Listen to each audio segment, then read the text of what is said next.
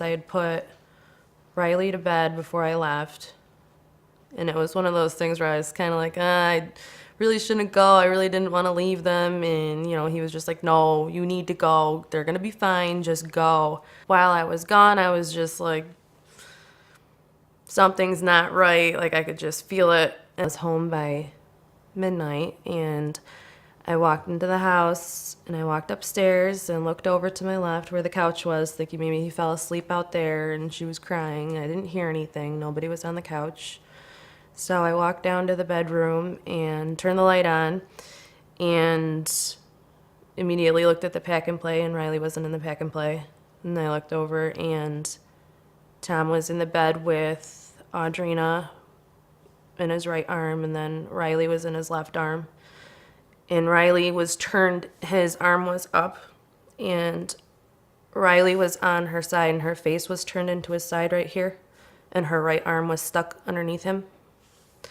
So I immediately just grabbed her, and she was black and blue in the face. She was ice cold.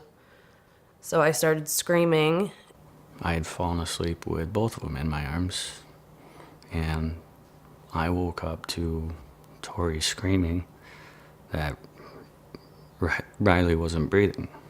And my first instinct was, what are you talking about?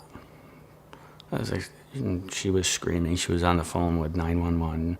And it was shortly after that that the ambulance had showed up, and they were doing CPR on her. And that's when they had taken her out of the house, and I thought for sure, I was like, yeah, they'll bring her back. They'll bring her back. This can't happen. This can't be happening right now.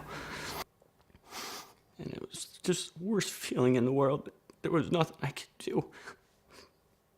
Because I always believe if something's wrong, I can fix it.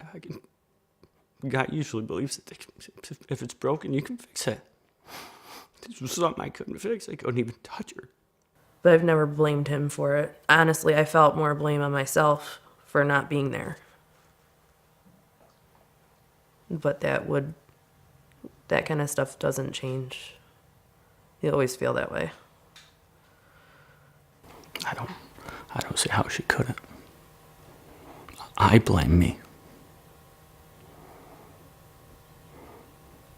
I don't see how she can say that this wasn't my fault, because it is.